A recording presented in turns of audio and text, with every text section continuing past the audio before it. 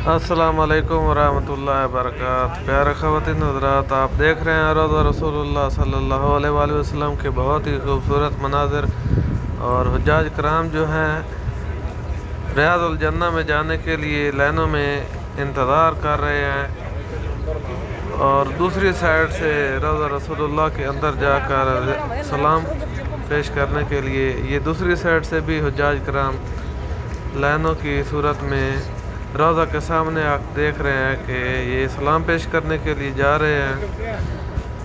آپ ویڈیو کو مکمل واچ کریں، مکمل ویڈیو دیکھیں انشاءاللہ۔ آج ایک بہت ہی خوبصورت ویڈیو ہے، یقیناً اس جیسی ویڈیو میں نے تو پہلے نہیں کبھی دیکھی۔ آپ میری ویڈیو کو لائک، شیئر اور سبسکرائب ضرور کریں تاکہ ہر نیا آنے والے تک میری ویڈیو پہنچ سکے۔ اور سب سے پہلے آئیے میرے ساتھ مل کر آپ صلی اللہ علیہ وآلہ وسلم کو سلام پیش کرتے ہیں۔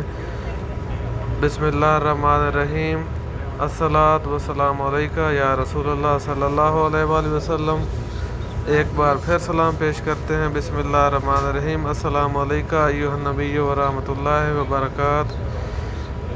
یقیناً میں امید کرتا ہوں کہ آپ سب نے میرے ساتھ مل کر سلام پیش کیے ہوں گے حضور پاک صلی اللہ علیہ وآلہ وسلم کو، اور یقیناً یہ ایک دنیا کی خوبصورت ترین ویڈیو ہے۔ ماشاءاللہ حرم پاک کے بہت ہی خوبصورت مناظر ہیں۔ ابھی عشاء کی اذان بھی ہونے والی ہے، اور آپ حرم پاک کے خوبصورت مناظر دیکھ رہے ہیں۔ حضور پاک صلی اللہ علیہ وآلہ وسلم کی حرم پاک کی فضیلت یہ ہے، حضور پاک صلی اللہ علیہ وسلم کے حرم پاک میں 70,000 فرشتے صبح اور 70,000 فرشتے رات کو ڈیوٹی دیتے ہیں۔ یہ ہے فضیلت ہمارے پیارے آقا حضرت محمد مصطفیٰ صلی اللہ علیہ وآلہ وسلم کی۔ ماشاءاللہ بہت ہی خوبصورت مسجد اور حرم پاک کے مناظر ہیں روضہ رسول اللہ صلی اللہ علیہ وآلہ وسلم کے۔ میں اسی طرح کی ڈیلی ویڈیو اپلوڈ کرتا ہوں حرم نبوی کی، اذان نبوی کی، تو آپ میرے چینل کو سبسکرائب کریں تاکہ ہر آنے والی ویڈیو آپ لوگوں تک پہنچ سکے۔